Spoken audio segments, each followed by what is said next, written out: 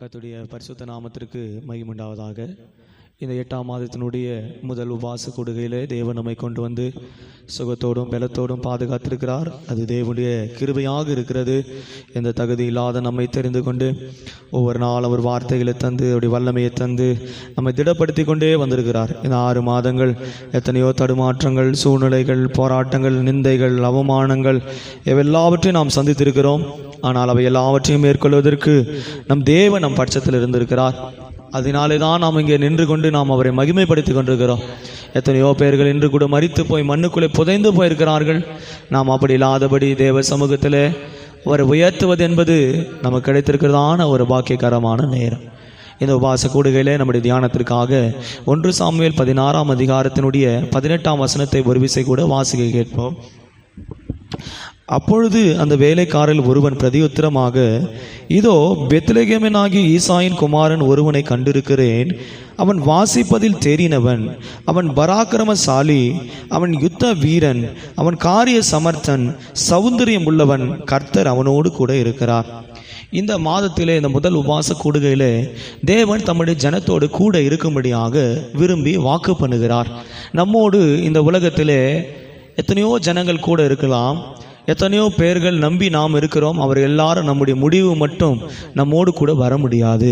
ஆனால் நம் தேவன் நமக்கு சொல்லுகிறார், கர்த்தர் நம்மோடு கூட இருக்கிறவராகவே இருக்கிறார்.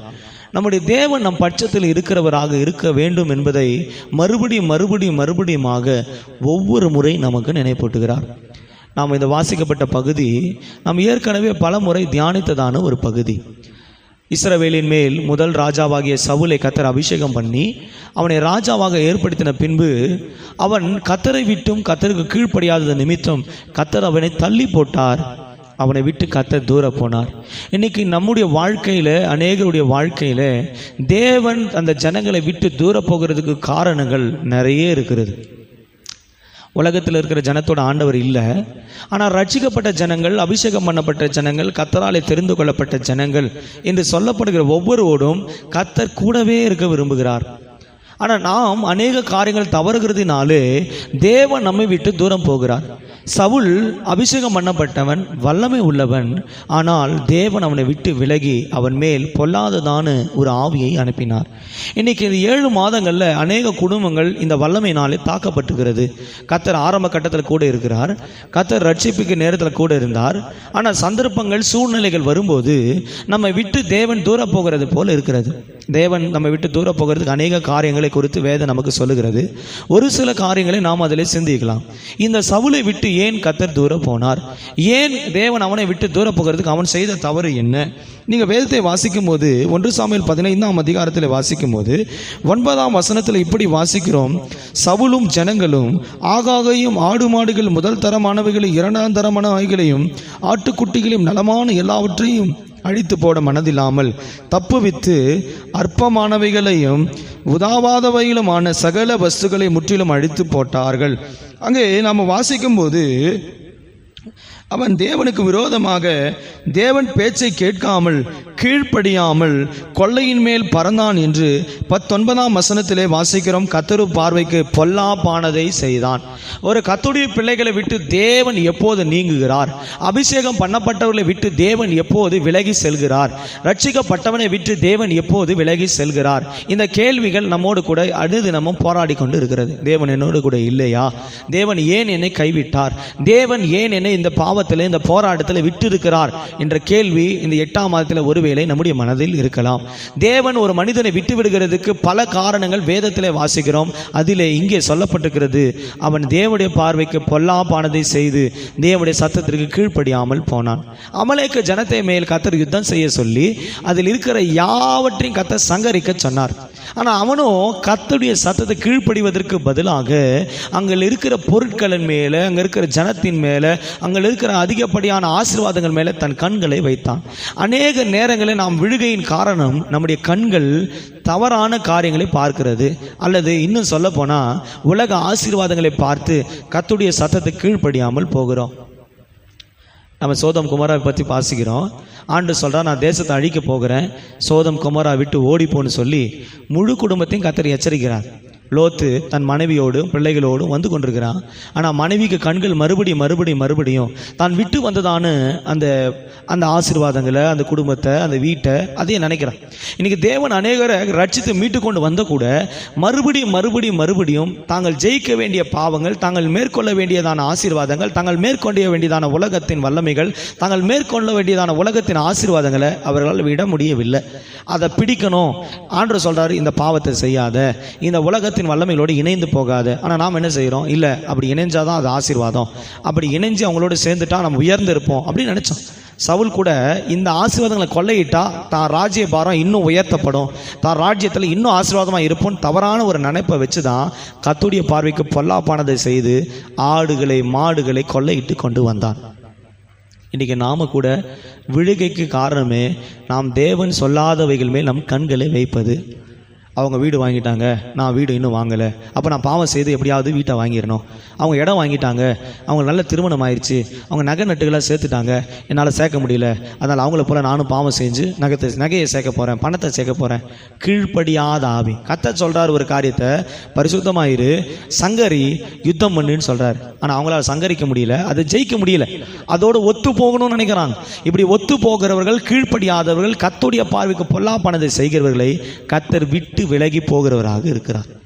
இன்றைக்கி நிறைய நேரத்தில் கர்த்தர் நம்மை விட்டு விலகி போனது காரணம், நாம் அவர் பார்வைக்கு பொல்லாப்பானதை செய்திருக்கிறோம், அவருடைய சத்தத்துக்கு கீழ்ப்படியாதவர்களாக இருந்திருக்கிறோம். இந்த ரெண்டு தன்மைகள் எப்போதெல்லாம் ஒரு கர்த்தருடைய பிள்ளைகள் வாழ்க்கையில் வருகிறதோ அப்போதெல்லாம் கர்த்தர் அவர்களை விட்டு விலகி போய்கொண்டே இருப்பார். இஸ்ரேல் ஜனங்களை குறித்து நாம் வேதத்தில் வாசிக்கிறோம். அவர்கள் ஒவ்வொரு முறை கர்த்தரை சோதித்து முறுமுறுத்து கர்த்தர் சத்தத்தை கீழ்ப்படியாமல் போன போதெல்லாம் கர்த்தர் அவர்களை விட்டு விலகி போய்கொண்டே இருந்தார். ஆண்டவர் பாருங்கள் எவ்வளோ நல்லவர். நம்ம கூட இருக்கிறதுக்கு நாம் ஏதாவது தகுதி இருக்குதா? இந்த உலகத்தில் கூட நம்ம மனுஷங்க கொஞ்ச நேரம் கூட வராங்க, முடியல, நீங்கள் போய் உங்கள் வேலையை பார்த்துன்னு கைவிட்டுறாங்க. ஆனால் நம்முடைய தேவன் சொல்கிறாரு, உலகத்தின் முடிவு பரியந்தம் சகல நாட்களிலும் நான் உங்களோடு கூட இருக்கிறேன். மத்திய 28:20 இதை நாம் வாசிக்கிறோம். உலகத்தின் முடிவு பரியந்தம், நாம் மரிக்கும் வரையிலும், நாம் நித்தியத்தில் சேரும் வரையிலும் நம்மோடு கூட இருக்க விரும்புகிற தேவன் ஒருவராக இருக்கிறார். அவர் நம்முடைய தேவன் ஒருவரே. அவரிடத்தில் இருந்து நாம் விலகி போவதற்கு காரணம் நம்முடைய பொல்லாத வழிகள், கீழ்ப்படியாத சூழ்நிலைகள். இந்த காலவேளை எத்தனை விசையில் நம்ம 7 மாதங்கள் தேவனுக்கு பிரியமில்லாமல் அவர் பார்வைக்கு பொல்லாப்பானதை செய்திருக்கிறோம். அவர் சொல்லியும் கேளாமல் கீழ்ப்படியாமையில் எத்தனை விசை நாம் உட்கார்ந்து இருக்கிறோம். கர்த்தருடைய சமூகத்தில் பாவத்தை, உலகத்தை ஜெயிக்க போராட சொன்ன நேரங்கள் எல்லாம் நம்ம ஜெயிக்காமல், யுத்தம் பண்ணாமல் அவைகளோடு ஒத்துப்போன நேரங்கள் எத்தனை. இந்த காலவேளை கர்த்தர் நினைப்பூட்டுகிறார், இந்த உபவாச கூடைகள் அவைகளை ஜெயிக்கிற கர்த்தருடைய பிள்ளைகள் கர்த்தர் அவர்களோடு கூட இருக்க விரும்புகிறார். தாவீது அப்படிப்பட்டவன் அல்ல. தாவீது சவுலுக்கு வித்தியாசமானவன். தாவீதை குறித்து மற்ற ஜனங்கள் சாட்சி கொடுக்கிறார்கள், தாவீதோடு கர்த்தர் கூட இருக்கிறார். ஒரு மனிதனோடு தேவன் கூட இருப்பதற்கு காரணங்கள் இருக்கிறது. ஏன் ஒரு மனிதனோடு தேவன் கூட இருக்கிறார், எப்படிப்பட்ட சுபாவங்கள் உள்ளவர்களோடு தேவன் இருக்கிறார் என்பதை தாவீதின் வாழ்க்கையிலிருந்து நாம் பார்க்கும்போது 1 சாமுவேல் 16:18 வாசிக்கிறோம். முதலாவது அங்கே சொல்லப்பட்டிருக்கிறது, அவன் வாசிப்பதில் தேறினவன். தாவீதோடு கர்த்தர் இருப்பதற்கு காரணம், இவன் துதிக்கிறவன், கர்த்தரை மகிமைப்படுத்துகிறவன், ஆராதிக்கிறவன். ஒரு கர்த்தருடைய பிள்ளைகள் தேவனுடைய சமூகத்தில் ஆராதிக்கிறவர்கள், கர்த்தரை உயர்த்துகிறவர்கள், கர்த்தரை மகிமைப்படுத்துகளோடு கர்த்தர் கூட இருக்கிறார். ஏன் இஸ்ரவேல் ஜனத்தோடு கர்த்தர் கூட இருந்தார்? ஏன் அவர்கள் வெளியே கொண்டு வந்த பிறகு கூட முறுமறுத்து கூட கர்த்தர் அவரோடு கூட இருந்தார் தெரியுமா? அங்கே சொல்லப்பட்டிருக்கிறது, இஸ்ரவேலை காக்கிற தேவன் உறங்குவதும் இல்லை தூங்குவதும் இல்லை என்று அவர்கள் வழிநடத்தி கொண்டு வந்தார் என்று 122 சங்கீதத்திலே நாம் அதை வாசிக்கிறோம். ஏன் அவங்களோடு கூட கர்த்தர் வந்தார்? ஏன் அவங்களை காக்கிற கண்புலையாக கூட வந்தாருன்னு சொன்னால், அங்கே சொல்லப்பட்டிருக்கிற வசனங்கள் நாம் நன்றாக வாசிக்கிறோம். அவர்களை ஆராதிக்கும்படி கர்த்தர் கொண்டு வந்தார். ஆராதிக்கிற, துதிக்கிற கர்த்தருடைய மகிமையின் சமூகத்தில் இருக்கிற கர்த்தருடைய பிள்ளைகளோடு கர்த்தர் எப்போதும் கூட இருக்கிறார். அவர்களை விட்டு நீங்காமல் கூட இருக்கிறார். தாவீது வாசித்து பாடி ஆராதித்து மகிமைப்படுத்துகிறவன். வேதத்தில் வசனத்தில் வாசிக்கிறோம், இந்த ஜனத்தை எனக்கென்று ஏற்படுத்தினேன், இவர்கள் என் துதியை சொல்லி வருவார்கள். அவர்கள் ஆசாரியர்களும் ராஜரிக கூட்டமாக ஏற்படுத்தினேன். எதற்காக? நம்மை அவரை துதிப்பதற்காக, மகிமைப்படுத்துவதற்காக, உயர்த்துவதற்காக. தாவீது சுரமண்டலத்தை எடுத்து கர்த்தரை ஆராதிச்சுட்டே இருப்பான். யாரும் இல்லை, ஆடுகள் மேய்ச்சிட்டு இருக்கிறான், ஆனால் அவன் வாயில் துதி இருக்கும், அவன் வாயில் கர்த்தரை உயர்த்துகிறதான மகிமை இருக்கும். நம்முடைய வாய்கள் என்ன இருக்கிறது? நம்ம எவ்வளோ நேரம் கர்த்தரை துதிக்கிறோம்? நம்ம நடந்தாலும், படுத்திருந்தாலும், உட்கார்ந்திருந்தாலும் நம்முடைய வாயில் கர்த்தரை உயர்த்துகிற துதி இருக்கணும். அவரை மகிமைப்படுத்துகிற மகிமை இருந்துட்டே இருக்கிற பிள்ளைகளோடு கர்த்தர் கூடவே இருக்கிறார். ஆனால் நம்ம அதுக்கு மாற என்ன செய்கிறோம்? கர்த்தரை துதிக்கிறதுக்கு பதிலாக கர்த்தர் மேலே சந்தேகப்படுறோம், கேள்வி கேட்குறோம், மற்றவங்களை துதிக்கிறோம், மற்றவங்களை மகிமைப்படுத்துகிறோம், உலக மனுஷர்லாம் மேன்மைப்படுத்தி பேசுகிறோம். அதனால தான் கர்த்தர் நம்மோடு கூட இருக்க முடியவில்லை. தாவீதோடு கர்த்தர் இருந்தது காரணமே அவன் பாடி வாசிப்பதில் தெரிந்தவனாக இருந்தான். இரண்டாவது அனுபவம் சொல்லப்பட்டிருக்கிறது, அவன் ஒரு பராக்கிரமசாலி, அவன் ஒரு யுத்த வீரன். பராக்கிரமசாலி யார்? நாம் தேவனுடைய சமூகத்தில் பராக்கிரமசாலியாக எப்போ மாற்றப்படுகிறோம்? கர்த்தருக்கு காத்திருக்கிறவர்களோ புது பலன் அடைந்து கழுகுகளை போல சட்டைகளை அடித்து உயரே எழும்புகிறார்கள். இந்த பராக்கிரமசாலியான வல்லமை, இந்த பராக்கிரமசாலியாக யுத்த வீரர்களாக மாற்றுகிற வல்லமை கர்த்தருக்கு காத்திருக்கிறதான ஒரு அனுபவத்தை காண்பிக்கிறது. தேவ சமூகத்தில் காத்திருக்கிற கர்த்தருடைய பிள்ளைகள், தேவனுடைய பாதத்தில் அமர்ந்திருந்து ஜெபித்து தங்களை வாழ்க்கையை ஒப்பு கொடுக்கிற ஒவ்வொரு பிள்ளைகளுக்கும் கர்த்தர் அவர்களை பராக்கிரமசாலியாக கர்த்தர் கூட இருக்கிறார். நம்முடைய வாழ்க்கையில் யோசிச்சு பாருங்க, எத்தனை விசை தேவ சமூகத்தில் காத்திருக்கிறோம். நிறைய பேருக்கு காத்திருக்கிறது தான் பெரிய பிரச்சனையே. 1 மணி நேரம் ஜெபிக்கிறீங்களா அப்படின்னு கேட்டால் இல்லை, முடியல. ஆண்டவர் சொல்றாரு, 1 மணி நேரமாவது எனக்காக விடுத்திருந்து ஜெபிக்க கூடாதா? ஜெபிக்கிற கர்த்தருடைய பிள்ளைகள், துதிக்கிற கர்த்தருடைய பிள்ளைகள், தேவனுடைய சமூகத்தில் அதிக நேரம் காத்திருக்கிற பிள்ளைகள் தான் பராக்கிரமசாலிகள். தேவனுடைய சமூகத்தில் காத்திருக்கிறது தான் நம்முடைய அனுபவமாக இருப்போம்னா தேவன் நம்மோடு கூட இருக்கிறவராக இருப்பார். நமக்குள்ள அப்படிப்பட்ட அனுபவம் இருக்குதா? நிறைய சூழ்நிலைகள் நாம் என்ன தவறோம்னா, ஒரு கர்த்தருடைய பிள்ளைகளுடைய வாழ்க்கையில் பிரச்சனைகள், போராட்டங்கள் தேவன் விட்டு விலகுறதுக்கு காரணம் தேவனுடைய சமூகத்தில் காத்திருக்கிறதுக்கு பதிலாக மணிக்கணக்காக மனுஷனுடைய சமூகத்தில் காத்திருக்கிறோம். யோசித்து பாருங்கள், இந்த 7 மாதங்கள் எத்தனை விஷயம் மனுஷங்க இப்போ வார்த்தைக்காக அவங்க என்ன சொல்ல போகிறாங்க, இவங்க என்ன சொல்ல போகிறாங்க, இந்த காரியத்தை இவங்களால தானே ஆகும்னு நினச்சோமே, அப்படி எத்தனை விஷயம் அவங்களுக்காக காத்திருந்துருக்கிறோம். காத்திருந்து ஏமாந்த சூழ்நிலைகள் எத்தனை, இந்த 7 மாதங்கள் எத்தனை விஷயம் நாம் அப்படி ஏமாற்றப்பட்டிருக்கிறோம். யோசிச்சு பாருங்க. அவங்களுக்கு காத்திருந்தேன், ஆனால் எங்களை கைவிட்டாங்க. அவங்க சொல்லுவாங்கன்னு நினச்சேன், அவங்க செய்வாங்கன்னு நினச்சேன், அவங்க வார்த்தைக்காக தான் நான் காத்திருந்தேன், ஆனால் என்னை கைவிட்டாங்க.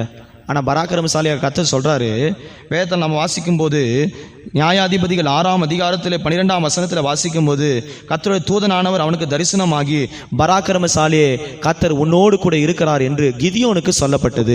நியாயாதிபதிகள் 6ஆம் அதிகாரம் 12ஆம் வசனத்தில் இப்படி வாசிக்கிறோம், பராக்கிரமசாலியே கர்த்தர் உன்னோடு கூட இருக்கிறார். ஏன் கிதியோனை கர்த்தர் பராக்கிரமசாலியாக பார்க்கிறார்? அவன் சொல்றான், மனாசே கோத்திரத்திலே என் கோத்திரம் சிறிய கோத்திரம், நான் ரொம்ப சிறியதான ஒரு மனிதன், நான் போய் எப்படி யுத்தம் செய்ய முடியும்? ஏன் அவனோடு கூட கர்த்தர் இருந்தார்?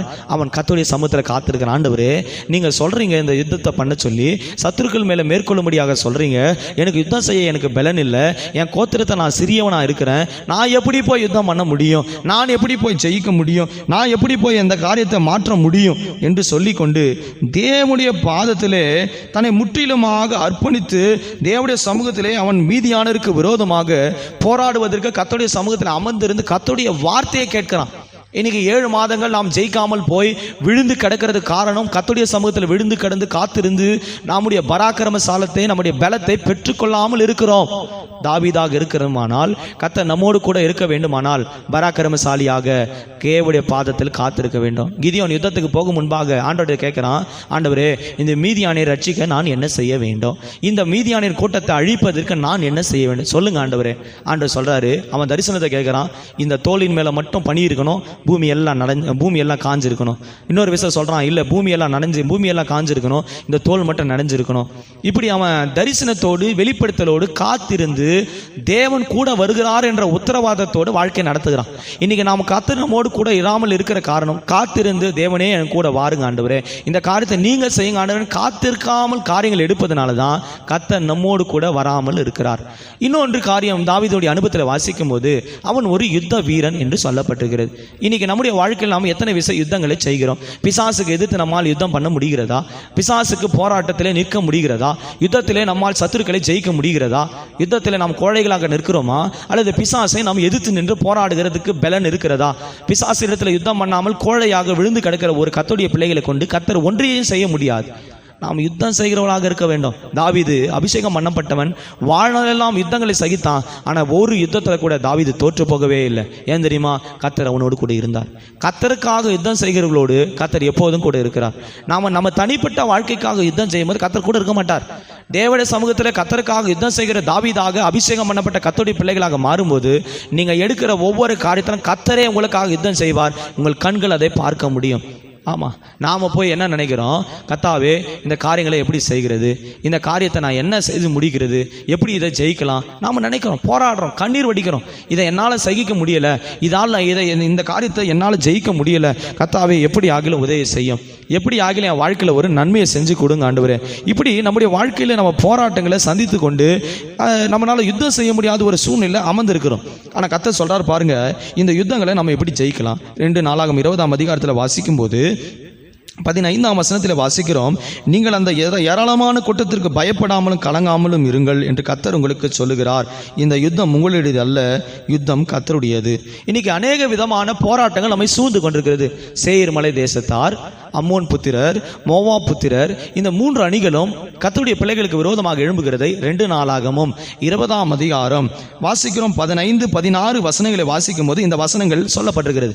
துதிக்கிற யூதா கோத்திரம், ஜெபிக்கிற கர்த்தருடைய பிள்ளைகள், இப்படி அபிஷேகம் பண்ணப்பட்ட யூதா கோத்திரத்துக்கு விரோதமாக 3 அணிகள் போராடுகிறது. அவன் ஆவி, ஆத்மா, சரீரத்துக்கு விரோதமாக அவன் வாழ்க்கையில் எழும்பக்கூடாதபடி இந்த வல்லமைகள் ஒவ்வொரு நாளும் அவனோடு கூட போராடுகிறது. கர்த்தர் என்ன செஞ்சார் தெரியுமா? யாகேசேலின் மேல கர்த்தருடைய ஆவியானவர் அந்த மனுஷன் மேல அபிஷேகத்தை கொடுத்து கர்த்தருடைய ஆவியானவர் சொல்றாரு, பயப்படாத யோசாபாத்தே, யூதாவின் ராஜாவாகிய யோசாபாத்தே, பயப்படாத, கலங்காத, இதோ உனக்காக நான் யுத்தம் செய்கிறேன். ஏன் தெரியுமா கர்த்தர் அப்படி சொன்னாரு?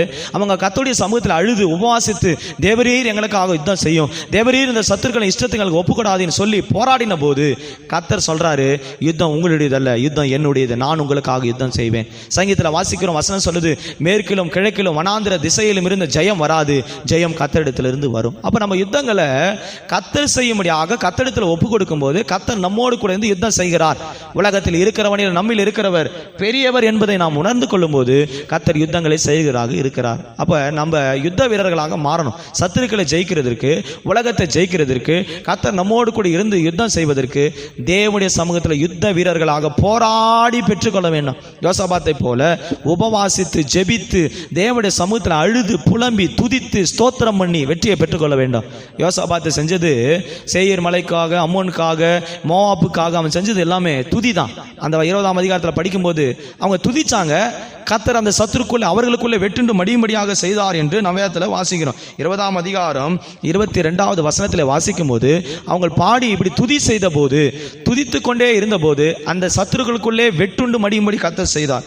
வாசி பாருங்க, அங்கே சொல்லப்பட்டிருக்குது, சேயீர் மலையார், அம்மோன் புத்திரர், மோவாப்பியர்களுக்கு ஒருவருக்கு விரோதமாய் ஒருவரை கர்த்தர் எழும்பு பண்ணினதினால் அவர்கள் வெட்டுண்டு விழுந்தார்கள். அந்த 4ஆம் நாளிலே பெராக்காவிலே கூடி கர்த்தருக்கு ஸ்தோத்திரத்தை செலுத்தினார்கள் என்று 26ஆம் வசனத்தில் வாசிக்கிறோம். கர்த்தர் எப்படி அற்புதத்தை செஞ்சிருக்கிறார் பார்த்தீங்களா? அவங்க யுத்தத்தை செய்ய முடியாத ஒரு சூழ்நிலை, போராட முடியாத ஒரு சூழ்நிலை. ஆனால் யோசாபாத்து சொல்றான், ஆண்டவர் யோசாபாத்துக்கு சொல்றாரு, இந்த யுத்தம் உம்முடையதல்ல, யுத்தம் கர்த்தருடையது. கர்த்தர் நம்மோடு கூட இருந்து யுத்தம் செய்யறதுக்கு இறங்கி விட்டால் இந்த உலக வல்லமைகள், மாம்ச வல்லமைகள், ஒரு வல்லமைகள் நம்மை மேற்கொள்ள முடியாது. சரியான உபவாசித்து ஜெபிக்கிற கர்த்தருடைய பிள்ளைகள், தேவ சமூகத்தில் போராடுகிற அனுபவம் உள்ளவர்கள் யுத்தங்களை ஜெயித்து கர்த்தர் அவர்களோடு கூட இருந்து யுத்தத்தை மாறுதலாக முடிய பண்ணுவார். 3 அணிகள் எழும்பி பயமுறுத்துறாங்க. இது ரட்சிக்கப்பட்டதான, ஜெபிக்கிறதான, துதிக்கிறதான யூதா கோத்திரத்துக்கு விரோதமாக எழும்புகிற வல்லமைகள். இன்னைக்கு நீங்க துதிக்கிறீங்க, ஜெபிக்கிறீங்க, உங்களுக்கு விரோதமாக எழும்பி இருக்கிற வல்லமைகள் என்ன? இதை ஜெயிப்பதற்கு யோசாபாத் என்ன செஞ்சார் தெரியுமா? 2 நாளாகமம் 20ஆம் அதிகாரம் 3ஆம் வசனத்தை வாசிக்கும் போது யோசாபாத் பயந்து கர்த்தருடைய தேடுகிறதுக்கு ஒருமுகப்பட்டு யூதா முழுவதும் எங்கும் உபவாசத்தை கூறிவித்தான். நீங்க, உங்க குடும்பம், உங்க பிள்ளைங்க இப்படிப்பட்ட போராட்டங்கள் வரும்போது, சூழ்நிலைகள் வரும்போது, மனுஷர் எழும்பும்போது, பிசாசு எழும்பும்போது, போராட்டங்கள் எழும்பும்போது, கண்ணீர் சூழ்நிலைகள் எழும்பும்போது யுத்தம் செய்யும்படியாக தேவனுடைய பாதத்தில் உபவாசித்து ஜெபிக்க வேண்டும். எதிராளியான பிசாசானவன் யாரை விழுங்கலாம் என்று வகை தேடி திடுகிறான். அவனை ஜெயிப்பதற்கு கர்த்தருடைய சமூகத்தில் உபவாசித்து சரீரத்தை ஒடுக்கி யுத்தம் பண்ணுகிறவர்களுக்கு கர்த்தர் அவர்களோடு கூட இருந்து யுத்தத்தை நமக்காக மாற்றி அமைக்கிறவராக இருக்கிறார். யாக்கோபு 4ஆம் அதிகாரம் 7ஆம் வசனத்தில் வாசிக்கும் போது, கர்த்தருக்கு கீழ்ப்படிந்து தேவனுக்கு கீழ்ப்படிங்கள், பிசாசுக்கு எதிர்த்து நில்லுங்கள், அப்போது அவன் உங்களை விட்டு விலகி ஓடுவான் என்று வாசிக்கிறோம். நம்ம யாத்திராகம் 13-14 வாசிக்கும் போது அங்க சொல்லப்பட்டிருக்கிறது, இஸ்ரவேல் ஜனக்கு கர்த்தர் சொல்றாரு. அங்க வசனத்துல வாசி பாருங்க, யாத்திராகமும் 14ஆம் அதிகாரம் 14ஆம் வசனத்தை வாசிக்கும் போது, இந்த இஸ்ரவேல் ஜனத்துக்கு விரோதமாக எழும்பின வல்லமைகளுக்கு கர்த்தர் அவர்களுக்கு வாக்கு பண்ணி சொன்ன வசனங்கள் இவைகள். கர்த்தர் உங்களுக்காக யுத்தம் பண்ணுவார், நீங்களோ சும்மா இருப்பீர்கள். யுத்தம் பண்ணுகிறது கர்த்தர். தாவீது சரியாத விளங்கினால தான் யுத்த வீரனா தேவனுடைய பாதத்தில் உட்கார்னா. தாவீது ஒவ்வொரு யுத்தத்தை செய்யும் போது தானாக தான் சுயத்தில் முடிவு பண்ணி யுத்தம் பண்ணுகிறது அல்ல. தேவனுடைய சமூகத்தில் உட்கார்ந்து கர்த்தருடைய வார்த்தைகளை கேட்டு, கர்த்தர் என்ன சொல்கிறார் என்று அறிந்து யுத்தத்தை செய்கிறவன். உங்களோடு கூட கர்த்தர் வந்து உங்களுக்காக யுத்தம் செய்ய வேண்டுமானால் தேவனுடைய சமூகத்தில் உபவாசித்து காத்திருந்து கர்த்தருடைய சமூகத்தில் ஒப்புக்கொடுகளோடு கர்த்தர் கூட இருந்து யுத்தம் செய்கிறார். இந்த மாதத்தில் கர்த்தர் உங்களோடு கூட இருந்து செய்யும் காரியம் பயங்கரமாக இருக்கும். வசனம் சொல்லப்பட்டிருக்கிறது பாருங்க. இது மாத்திரமல்ல, அவன் காரிய சமர்த்தனாக இருந்தான், அவன் சௌந்தரிய குணம் உள்ளவனாக இருந்தான். அது என்ன காரிய சமர்த்தி உள்ளவன்? வசனம் சொல்லப்பட்டிருது காரிய சமர்த்தி உள்ளவன். அவன் ஒரு காரியத்தை எடுப்பான்னா அந்த காரியத்தை சரியாக கர்த்தர் வாய்க்க பண்ணுவார். கர்த்தர் உங்களோடு கூட இருக்கும்போது காரியங்களை கர்த்தர் நமக்கு வாய்க்க பண்ணுகிறார். ஆதியாகமம் 39ஆம் அதிகாரத்தில் வாசிக்கும்போது, ஆதியாகமம் 39ஆம் அதிகாரம் 3ஆம் வசனத்திலே வாசிக்கிறோம். அங்கே நீங்கள் வாசிக்கும்போது, கர்த்தர் அவனோடு கூட இருக்கிறார் என்று யாவையும் கர்த்தர் வாய்க்க பண்ணுகிறார் என்றும் அவன் எஜமான் கண்டு யோசேப்பினிடத்தில் தயவு வைத்து அவனை தனக்கு ஊழியக்காரனும் தன் வீட்டுக்கு விசாரணை காரணமாக்கி தனக்கு உண்டான யாவற்றையும் அவன் கையிலே ஒப்புவித்தான். கர்த்தர் அந்த வீட்டை முழுவதும் ஆசீர்வதித்தார். இங்க கர்த்தர் காரியத்தை எல்லாம் வாய்க்க பண்ணி காரியங்கள் எல்லாம் அவனுக்கு சாதகமாக மாற்றுகிறார். கவனிங்க, காரிய சமர்த்தன் என்று சொல்வது ஒரு காரியத்தை நம்ம எடுக்கிறோம், அந்த காரியம் வாய்க்காமலே போகிறது. ஆனால் யோசேப்புக்கு அப்படி இல்லை. யோசேப்பை தொடுகிறதெல்லாம் ஆசீர்வாதம் தான். யோசேப்பு எந்த காரியத்தை டச் பண்ணாலும் அந்த காரியம் வாய்க்க பண்ணுவார். இன்னைக்கு நம்முடைய காரியத்தில் நிறைய காரியம் நம்ம சிந்திக்கிறோம், அது வாய்க்காமலே சித்திக்காமலே போகிறது. ஆனால் வசனம் சொல்லுது பாருங்க, யோசேப்பினுடைய காரியங்களை கர்த்தர் வாய்க்க பண்ணார். ஏன் தெரியுமா? யோசேப்புக்கு வாக்குத்தத்தம் இருந்துச்சு, யோசேப்போட கர்த்தர் கூட இருந்தார். அவன் பாவத்துக்கு விலகின மனுஷன், கர்த்தர் சொன்ன வாக்குத்தத்தத்தில் அப்படியே நிற்கிற மனுஷன், சொப்பனக்காரன். இன்னைக்கு நீங்கள் சரியான வாக்குத்தத்தங்களோடு சரியான கிருபைகளோடு தேவ சமூகத்தில் பெற்றுக்கொண்டதான வார்த்தைகளோடு சபையில் சொல்லப்படுதான வாக்குத்தத்த வார்த்தைகளோடு நம்ம வாழ்க்கையை அதுக்குள்ள நிலைத்து நிற்கும்படி ஒப்பு கொடுக்கும் போது நாம் எடுக்கிற எல்லா காரியத்தையும் வாய்க்க பண்ணுவார். வசனம் வாக்குத்தத்தம் வரும்போது கர்த்தர் நம்மோடு கூட இடைப்பட்டு பேசும்போது கர்த்தர் இதை செய்வார். அந்த விசுவாசத்தோடு உறுதியோடு நாம் நிற்கிறவர்களாக மாறும்போது அந்த வசனத்தின்படி கர்த்தர் நம்மை ஆசீர்வதிக்கிறார். யோசேப்புக்கு அப்படி தான் நடந்துச்சு. குழியில் போடப்பட்டான், சிறையில் போடப்பட்டான். ஆனால் கர்த்தர் சொன்னில ஒரு வார்த்தை கூட பிசகி போகாதபடி கர்த்தர் யோசேப்போடு கூட இருந்தார். அவன் காரிய சமர்த்தினாக காரியங்கள் எல்லாம் வாய்க்க பண்ணினார். தானியேல் பாருங்க, நேரம் இல்லை, நான் முடிக்கிறேன். தானியேலை குறித்து நான் வேதத்தில் வாசிக்கிறோம். தானியேலோடு கர்த்தர் கூட இருந்தார். ராஜாக்கள் கண்களை, பிரதானிகள் கண்களை, தேசாதிபதிகள் கண்ணில் அவன் எடுக்கிற எல்லா காரியத்தை கர்த்தர் வாய்க்க பண்ணார். அதனால தான் நம்ம அங்கே வாசிக்கிற தானியேல் 6ஆம் அதிகாரம் நினைக்கிறேன் கடைசியில் வாசிக்கும் போது, தானியேலின் காரியமோ வென்றால் ஜெயமாக முடிந்தது. தரியு ராஜாவின் காலத்தில், பெல்ஷாத்சாரின் காரியத்தில், கோரேசின் நாட்களிலும் தரியின் நாட்களிலும் தானியேலின் காரியமோ வென்றால் ஜெயமாக முடிந்தது. அவன் எந்த காரியத்தை டச் பண்ணுறானோ, எந்த காரியத்தை குறித்து எழும்புறானோ, தேசத்தில் எந்த காரியத்தை குறித்து சொல்லுகிறானோ அந்த காரியங்களை கர்த்தர் அப்படியே ஜெயமாக மாட்டி தருவார். ஏன் அது ஜெயமாக மாறினது? ஏன் அது கர்த்தர் ஜெயமாக மாறினார்? எப்படி அவன் காரிய சமத்தினாக மாற்றப்பட்டான்? 6ஆம் அதிகாரம் 28ஆம் வசனத்தில் வாசிக்கும் போது, தானியேல் 6ஆம் அதிகாரம் 28ஆம் வசனத்தில் வாசிக்கும் போது சொல்லப்பட்டிருக்கிறது, பெர்சியாவினுடைய கோரேசனுடைய ராஜ்யபாரத்தின் காலத்திலும் தரியுடைய ராஜ்யபாரத்தின் காலத்திலும் தானியேலின் காரியம் ஜெயமாயிற்று. எப்படி அந்த காரியங்கள் எல்லாம் ஜெயமாயிற்று? எப்படி காரியங்கள் ஜெயமாக கர்த்தர் மாற்றி தந்தார்? கர்த்தர் தானியேலோடு கூட இருந்தார். கர்த்தர் தானியேலோடு கூட இருக்கிறது காரணம் என்ன? அவன் கர்த்தருடைய வாக்குத்தத்தங்களை பெற்றவன், கர்த்தருடைய சொப்பனக்காரன், தரிசனம் உள்ளவன். நமக்கு ஒரு தரிசனம் இருக்கணும். சபையில் ஒரு வெறுமையாக இருந்துட்டு ஒரு மெம்பர்ஷிப்பில் இருந்துட்டு போறது இல்லை. நம்ம வாழ்க்கையில் ஒரு தெளிவுள்ள தரிசனம் இருக்கும். கர்த்தர் நம்ம எங்க நடத்துறாரு, கர்த்தர் நம்ம எங்க வைக்கணும்னு விரும்புறாரு, கர்த்தர் நம்முடைய வாழ்க்கையில் என்ன செய்ய விரும்புகிறாரு, நாம் அதை செய்வதற்கு என்னவாக இருக்க வேண்டும். இது யோசேப்புக்குள் இருந்தது, இது தானியேலுக்குள் இருந்தது. அவர்கள் காரியங்கள் எல்லாம் கர்த்தர் வாய்க்க பண்ணினார். ஒரு தரிசனமுள்ள வாழ்க்கை நமக்கு இருக்க வேண்டும். தாவீதுக்கு அதே தரிசனமுள்ள வாழ்க்கை இருந்தது. கர்த்தர் அபிஷேகம் பண்றாரு, கோலியாத்தை எப்படி ஜெயிக்கணும்ன்றதை கர்த்தரே அவருக்கு சொல்லித்தரார். நம்முடைய வாழ்க்கையில் போராட்டங்களை, சூழ்நிலைகளை ஜெயிப்பதற்கு கர்த்தர் நம்மோடு கூட இருக்க வேண்டுமானால் தரிசனமுள்ள வாழ்க்கை, வெளிப்படுத்தல் உள்ள வாழ்க்கை வேண்டும். நீங்க வேதத்தில் வாசிக்கும் போது அப்போஸ்தலர் 2ஆம் அதிகாரத்தில், கடைசி காலத்தில் மாம்சமான யாவர் மேலே என் ஆவியை ஊற்றுவேன், உங்கள் வாலிபர்கள், உங்கள் சபையில் இருக்கிற மூப்பர்கள் தீர்க்க தரிசனத்தை காண்பார்கள், சொப்பனத்தை காண்பார்கள் வாசிக்கிறோம். யோவேல் 2:28-29 இந்த தீர்க்க தரிசனமான வசனங்களை குறித்து நாம் வாசிக்கிறோம். அப்ப நம்முடைய வாழ்க்கையில காரியங்கள் சமர்த்தமாக முடியப்படுவதற்கு தேவனுடைய சமூகத்தில் ஒரு தரிசனம் உள்ள வாழ்க்கை, வெளிப்படுத்தல் உள்ள வாழ்க்கை வேண்டும். யோசிச்சு பாருங்க, இந்த 8ஆம் மாசம் எப்படி இருக்கு ஆண்டவரே?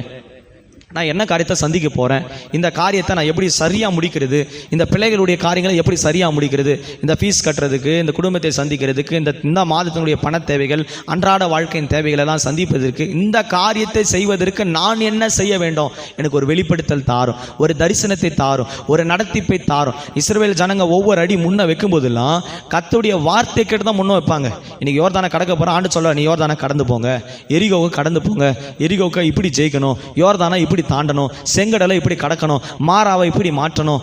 ஒவ்வொரு காரியத்திலும் ஒரு தரிசனம், ஒரு வெளிப்படுத்தல், ஒரு வார்த்தை இருந்ததுனால தான் கர்த்தர் அவர்களுக்கோடு கூட நடந்து கொண்டே வந்தார். நம்மோடு கூட கர்த்தர் நடந்து கொண்டே வர வேண்டுமானால் தரிசனம் உள்ள, வெளிப்படுத்தல் உள்ள யோசேப்பை போல, தானியேலை போல இருந்தால் காரியங்களை கர்த்தர் சாதகமாக மாற்றி நம்மோடு கூட இருப்பார். அடுத்த அனுபவம் நாங்கள் வாசிக்கும் போது 1 சாமுவேல் 16-18 வாசிக்கும் போது அவன் சௌந்தரியம் உள்ளவன் என்று வாசிக்கிறோம். சௌந்தரியம் என்பது உலக பிரகாரமான சௌந்தரியம் அல்ல, இது உலக பிரகாரமான அழகும் அல்ல.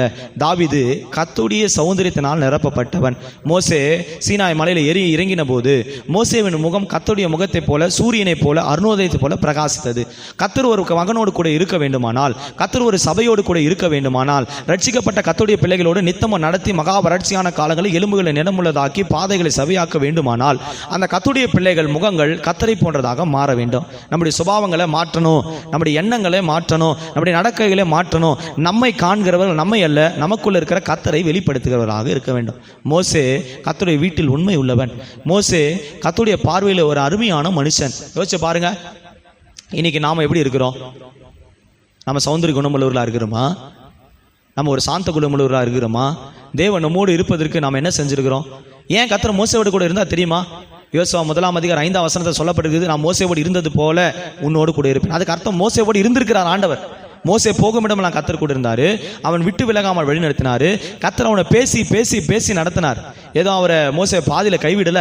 கர்த்தர் சொன்ன வார்த்தைகள் நிறைவேறும் மற்றும் மோசேவோடவே கர்த்தருடைய கரம் இருந்தது. அவன் செய்கிற எல்லா காரியத்திலும் கர்த்தருடைய கரம் இருந்தது. கோலும் தடியினாலும் அவனை நடத்தி கொண்டே போனார். ஏன் மோசேவோட கர்த்தர் கூட இருந்தா தெரியுமா? அவனுடைய சுபாவங்களை மாற்றிக்கொண்டான். கொலைகாரன், கொலை கைதி ஒரு மனுஷனை உயிரோடு அடிச்சு அப்படியே புதைச்சிட்டான். ஒரு எபிரேய மனுஷனுக்கு விரோதமாக எழும்பினான்னு சொல்லி உயிரோடு அடிச்சு புதைச்சினா, இது யாத்திராகமத்தில் 2ஆம் அதிகாரத்தில் வாசிக்கிறோம். உயிரோடு புதைச்சி போனான். அந்த மனுஷனை கர்த்தர் சந்தித்து பேசி அவனை கர்த்தரை போல மாத்துறாரு. சொல்றாரு பாருங்க வேதத்தில், அவனை போல சாந்த குணம் உள்ள மனுஷன் பூமியிலே இல்லை. ஒரு கொலைகாரன் கர்த்தர் அப்படியே சௌந்தரியம் உள்ள மனிதனாக மாற்றுகிறார் இல்லையா? சவுல் எல்லாரையும் கொலை பண்ணணும்னு நினைச்சான். தமஸ்கு போன சவுலை ஆண்டவர் சந்திச்சு ஒரு டிரான்ஸ்ஃபார்மேஷனை கொடுத்து எவ்வளவா எனக்காக பாடுகள் பட வேணும்னு சொன்ன உடனே சவுல் பவுலாக மாற்றி ரத்த சாட்சியாக மாறி கர்த்தரை போன்ற மாட்டிட்டான். இப்போ சவுலா பார்க்கல, ஜனங்க பவுலா பார்க்க ஆரம்பிச்சிட்டாங்க. இன்னைக்கு நம்ம பார்க்குறவங்க நம்மளை பார்க்கக்கூடாது, நமக்குள்ள இருக்கிற ஆண்டவரை பார்க்கணும். இன்னைக்கு நமக்குள்ள இருக்கிற தேவ மகிமையை பார்க்கணும். தாவீதுக்குள்ள, மோசேவுக்குள்ள, இந்த பவுலுக்குள்ள எதை ஜனங்க பார்த்தாங்கன்னா அவர்களுக்குள்ள இருக்க ஆண்டவரை பார்த்தாங்க. இங்க தாவீது குறித்து தாவீது சாட்சி கொடுக்கல, மற்ற ஜனம் வந்து சாட்சி கொடுக்குது. கர்த்தர் அவனோடு கூட இருக்கிறார். இன்னைக்கு நம்மை குறித்து இந்த 8ஆம் மாதத்துல கர்த்தர் சாட்சி கொடுக்கணும், ஜனம் சாட்சி கொடுக்கணும். நான் இந்த குடும்பத்தோடு பிள்ளைகளோடு என்றென்றைக்கும் கூட இருந்து நடத்துகிற தேவன், இது கர்த்தரே சாட்சி கொடுக்கணும். யோசேப்பட்டிருக்கிற ஜனங்க சொல்றாங்க கர்த்தரை வாய்க்க பண்றார், கர்த்தர் அவனோடு கூட இருக்கிறார். தானியேலை பற்றி ராஜா சாட்சி கொடுக்குறான், ஜனம் சாட்சி கொடுக்குறாங்க, ராஜஸ்திரி சாட்சி கொடுக்குறாங்க, பெல்ஷாத்சார் சாட்சி கொடுக்குறாங்க, எல்லாரும் சாட்சி கொடுக்குறாங்க. கர்த்தர் தானியேலோடு கூட இருக்கிறார். இன்னைக்கு நம்ம குறித்த சாட்சி என்ன? கர்த்தர் இவங்களோடு இருந்தா ஏன் இந்த பிரச்சனை? உலகத்தான் நம்மள கேள்வி கேட்கறான். உலகத்தை ஜனங்க நம்மளை பார்த்து கேட்கறாங்க. ஜபத்துக்கு போறாங்க, ஞானஸ்தானம் எடுத்திருக்கிறாங்க, ரட்சிப்படைஞ்சிருக்கிறாங்க, ஆவில் நிரம்புறாங்க. கர்த்தர் அவங்களோடு கூட இருந்தா ஏன் இந்த போராட்டத்துக்கு காரணம், விழுகைக்கு காரணம் இந்த சவுலுடைய விழுகை போல நாம் கர்த்தருடைய பார்வைக்கு பொல்லாப்பானதை செய்து, நாம் கர்த்தருடைய பார்வைக்கு கீழ்ப்படியாதவைகளை செய்து, நாம் நம்மையே எப்பவும் சிந்தித்து கொண்டிருக்கிற ஆட்களாக மாறதான் விழுகை உருண்டாகுது. தாவீதை போன்ற ஒரு கர்த்தருடைய அனுபவத்துக்குள்ளே நாம் கட்டி எழுப்புகிற, ஆராதிக்கிற, துதிக்கிறவர்களாக, பராக்கிரமசாலியாக, காரிய சமத்தர்களாக, நம்ம தேவனுடைய சமூகத்தில் யுத்த வீரர்களாக, இப்படிப்பட்ட சௌந்தரியம் குணம் உள்ளவர்களாக மாற்றிக்கொள்ளும் போது கர்த்தர் எப்போதும் கூட இருக்கிறாரு. யுத்தம் வராதுன்னு இல்லை, யுத்தம் வருகிறது. ஆனால் அந்த யுத்தம் செய்கிறது கர்த்தர் அவளோடு கூட இந்த யுத்தம் செய்கிறார். உங்களோடு இந்த மாதத்தில் கர்த்தர் கூட இருக்க வேண்டுமானால், நம்மோடு சபையோடு கூட கர்த்தர் இருக்க வேண்டுமானால் இந்த வார்த்தையில் நமக்கு நினைப்புற்றார், நான் உன்னோடு கூட இருக்க விரும்புகிறேன். சீசருங்க பயந்து போய் ஆண்டவர் எல்லாம் எங்களை விட்டு போயிட்டாரு, அவ்வளோதான் முடிஞ்சது எல்லாம் நினைச்சாங்க. மத்தேயுல வாசிக்கும் போது 28ஆம் அதிகாரத்தில் 20ஆம் வசனத்தில் வாசிக்கும் போது ஆண்டவர் எங்களை விட்டு சென்று விட்டாரு, இனி எங்கள் வாழ்க்கை முடிவு அவ்வளோதான் அப்படின்னு சிந்தித்திருந்த ஒரு சூழ்நிலை. அந்த சீசரில் கர்த்தர் பார்த்து சொல்றாரு, பரிசுத்த ஆவியின் நாமத்தினால் அவர்களுக்கு ஞானஸ்தானம் கொடுத்து 19-20 வாசிக்கும் போது மத்திய 28ஆம் அதிகாரம் 19-20 வசனங்கள் இப்படி வாசிக்கிறோம். நான் உங்களுக்கு கட்டளையிட்ட யாவையும் அவர்கள் கை கொள்ளும்படிக்கு அவர்களுக்கு உபதேசம் பண்ணுங்கள். இதோ உலகத்தின் முடிவு பரியந்தம் சகல நாட்களிலும் நான் உங்களுடனே கூட இருக்கிறேன். உபதேசிக்கிற, கர்த்தருக்காக பிரயாசப்படுகிற கர்த்தருக்காக பாரப்பட்டு ஊழியம் செய்கிற சுவிசேஷ பாரம் உள்ளவர்களோடு கர்த்தர் முடிவு பரிந்து இருக்கிறார். அதனால தான் வேதத்தில் வாசிக்கிறோம், யாரோடு கூட இருக்கிறாரோ இல்லையோ, தம்முடைய தாசர்களோடு, தமக்கு பிரியமானவர்களோடு, தம்முடைய ஊழியக்காரர்களோடு கர்த்தர் இருக்கிறார். கவனிச்சு பாருங்க, மோசேவோட கர்த்தர் கூட இருந்தாரு, இஸ்ரவேல் ஜனத்தோட கர்த்தர் இல்லையா? அப்ப இஸ்ரவேல் ஜனத்தோட கர்த்தர் என்ன பண்ணாரு? இருந்தார். ஆனா வாக்கு பண்ணும்போது என்ன சொல்றாரு? நான் மோசேவோடு இருந்தது போல உன்னோடு கூட இருக்கிறேன். அங்க சொல்லியிருக்கலாம், நான் இஸ்ரவேல் ஜனத்தோடு கூட இருந்தது போல உங்களோடு கூட இருக்கிறேன். இல்ல, தாசர்களுக்கு பிரியமானவர்களுக்கு தான் கர்த்தர் கூட இருக்கிறார். கவனிங்க, அவங்கள வெளியே கொண்டு வந்தாரு, அவங்களை கடலை கடக்க பண்ணாரு, மாறாவா மதுரமா மாத்தினாரு, மன்னாவை கொடுத்தாரு, வஸ்திரங்கள் பழைதா போகல, பாதரட்சைகள் பழைதா போகல, பெரிய அற்புதங்களை செஞ்சாரு, கூட இருந்து நித்திய கண்மலையா நடத்தினார் என்று 1 கொரிந்தியர் 10:4 வாசிக்கிறோம். இப்படி எல்லாம் செஞ்சாரு. ஆனா தேவன் அவர்களோடு கூட இருந்தன்னு சொல்றதுல கர்த்தர் பெருமை பாராட்டல, அதை மகிமையா நினைக்கல. கர்த்தர் எதை ரொம்ப மகிமையா நினைக்கிறார்னா, தம்முடைய தாசனாகிய மோசேவோடு இருந்ததை கர்த்தர் ரொம்ப மகிமையாக சொல்றார். இன்னைக்கு நாம் அவர் பிரியமான தாசர்களாக, ஒரு பிரியமான நம்முடைய வாழ்க்கையை மாற்றும் போது கர்த்தர் நம்ம பார்த்து சொல்வாரு, நான் உன்னோடு கூட இருக்கிறேன், உலகத்தின் முடிவு பரிந்து நான் உன் கூட இருக்கிறேன். அதனால யோசுவா 1 அதிகாரம் 9 வாசிக்கும் போது, யோசுவாவின் புஸ்தகம் 1 அதிகாரம் 9 வாசிக்கும் போது, அந்த ஜனங்களை கண்டு பயப்படாமலும் கலங்காமலும் இரு, இதோ நான் கட்டளிடவில்லையா, பலங்கொண்டு திகையாதே. வசனம் சொல்லப்பட்டிருக்கிறது, பலங்கொண்டு திடமனதா இருந்து திகையாதே, கலங்காதே, நீ போகும் இடமெல்லாம் உன் தேவனாகிய கர்த்தர் உன்னோடு கூட இருக்கிறார். நீங்க படுத்தாலும் சரி, நீங்கள் வேற ஊருக்கே போனாலும் சரி, வேற நாட்டுக்கே போனாலும் சரி, பயப்படாதீங்க, திடமனதாக இருங்க, கலங்காதீங்க, திகையாதீங்க, இதோ உன்னோடு நான் கூட இருக்கிறேன். எப்போ வரைக்கும் தெரியுமா? மரண பரியந்தம், உலகத்தின் முடிவு பரியந்தம். இந்த உலகத்தில் எந்த மனுஷன் சொல்ல முடியாது, தாய் சொல்ல முடியாது, தகப்பன் சொல்ல முடியாது, நண்பர்களை சொல்ல முடியாது, உற்றார் உறவினர் சொல்ல முடியாது, நான் ரொம்ப நேசிக்கிறவங்க சொல்ல முடியாது, நான் உன் கூட இருக்கிறேன், கடைசி வரைக்கும் இருப்பேன் சொல்றவன் தான் முதல்ல கழுத்து அறுத்துட்டு ஓடிடுவான். ஆனால் ஆண்டவர் சொல்றாரு, உலகத்தின் முடிவு பரியந்தம், சகல நாட்களிலும், சகல நாட்கள்லாம் ஒரு நாள் இன்னைக்கு இருந்துட்டு நாளைக்கு மறந்து போவதில்லை, சகல நாட்கள், ஒவ்வொரு நாட்கள், ஒவ்வொரு நொடி, ஒவ்வொரு செகண்டு கர்த்தர் நம்மோடு கூட இருக்கிறவராக இருக்கிறார். சங்கீதம் 48:14 வாசிக்கும் போது, இந்த தேவன் என்றென்றும் உள்ள சதா காலையில் நம்முடைய தேவன் மரண பரியந்த நம்மை நடத்துவார். நம்முடைய தேவன் பாதையில் விட்டு போகிற தேவன் அல்ல, இந்த மாதத்தில் நம்மோடு கூட இருக்கிறவராகவே இருந்து நம்மை நடத்த வல்லமுள்ளவராக இருக்கிறார். அப்ப நாம சரியில்லாதனால தேவன் நம்ம விட்டு விலகுறார். இப்படி வேதத்தில் எத்தனையோ பேர் விட்டு தேவன் விலகினதை நான் சொல்லிட்டே போக முடியும், நேரம் இல்லை. ஆனா நாம் தேவன் நம்மோடு கூட இருக்கிறதுக்கு நாம் என்ன செய்யணுன்றது தான் ரொம்ப முக்கியம். நாம் இன்னைக்கு சரியானபடி தாவீதை போல, நாம் சரியானபடி தானியேலை போல, யோசேப்பை போல, நம்முடைய வாழ்க்கையை யோசுவாவை போல, மோசேவை போல மாற்றி அமைக்கும் போது, அவள் சொன்னது போல மற்ற ஜனங்கள், புற ஜாதியார் சொல்லுவாங்க, அந்த அம்மாவோட கர்த்தர் இருக்கிறாரு, அந்த ஐயாவோட கர்த்தர் இருக்கிறாரு, அவங்க காரியங்களெல்லாம் கர்த்தர் வாய்க்க பண்ணுறாரு, அவங்களோட கர்த்தர் கூட இருந்து அவங்களுக்காக யுத்தம் பண்ணுறாரு, அவங்க கவலைகள் கனிகள்லாம் கர்த்தர் மாற்றாரு, தேவன் அவர்கள் பட்சத்தில் இருக்கிறார், அவர்களுக்கு அதிகாலமே சகாயம் பண்ணுகிறார், ஒன்றும் அவர்களை சேதப்படுத்தாது. ஒன்று தெரிஞ்சுங்க, நம்ம பக்கத்தில் மனுஷன் இருக்கலாம், நம்ம பக்கத்தில் உலகம் இருக்கலாம், நம்ம பக்கத்தில் பணபலம் இருக்கலாம், படபலம் இருக்கலாம், எல்லா பலம் இருக்கலாம், இது எல்லாம் ஒரு நாள் மறைஞ்சு போயிடும், அழிஞ்சு போயிடும். நம்மோடு தேவனுடைய வல்லம் இருக்கும் போது ஒரு வல்லமை தொடாதபடி கர்த்தர் நம்ம வேலை அடிக்கிறதாக இருக்கிறார். இந்த 8ஆம் மாதத்தில் நமக்கு சொல்றார், நான் உன்னோடு கூட இருக்க வேண்டும் கர்த்தர் விரும்புகிறார். இடம் கொடுக்கலாமா? முழங்கால் படிட்டு, ஆண்டவரே என் கூட சபையோடு குடும்பத்தோட இந்த நாளிலிருந்து எங்க கூட நீங்க வாங்க ஆண்டவரே, நீங்க என் கரத்தை பிடிச்சு நடத்துங்கப்பா. ஒரு தகப்பன் தன் பிள்ளைகளை நடத்துகிறது போல, ஒரு தாய் தன் பிள்ளைகளை நடத்துகிறது போல, ஒரு சகோதரன், ஒரு சிநேகிதன் தன் பிள்ளைகள் நடத்துகிறது போல, சிநேகிதனே என்று சொல்லி உம்முடைய கரம் என்னை பிடித்து நடத்துட்டங்க தாவே. இது எங்களால் ஆகாது ஆண்டவரே, எங்களால் ஏதாகிலும் ஆகும் என்று சொல்வதற்கு நாங்கள் தகுதியானவர்கள் அல்ல கர்த்தாவே. எங்களை நீங்க நடத்துங்கப்பா, எங்களை நீங்க நடத்துங்கப்பா. தாவீதை போல புறஜாதியார், மற்ற ஜனங்கள் எங்களை பார்த்து சாட்சி சொல்லட்டும், கர்த்தர் அவனோட கூட இருக்கிறார், அவன் காரியங்கள் எல்லாம் கர்த்தர் வாய்க்க பண்ணுகிறார், கர்த்தர் யுத்தத்தை கர்த்தர் அவனுக்காக செய்கிறார். அபிஷேகம் பண்ணப்பட்ட யூதா கோத்திரத்தின் கர்த்தருடைய பிள்ளையே, கர்த்தர் உன்னோடு கூட இருக்கிறார். ஷரபல ரபலக திரிபி ரபங்க ரமனக துடானி கரபி ஷபங்கரபல ரிகடா நிபிரா சந்தட பௌரி அந்தரி கடன மௌரி அந்தரா ஷிகாபாலா ரேதிடா பாகரா ஓ ரபல ரிகரபல திரபல பல ரிபிடா பல ரகதடா.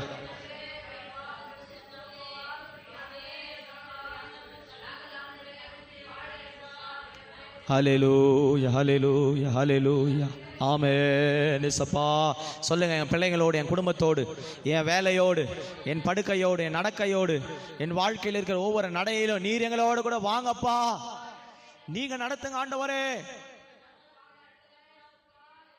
ஆமென்.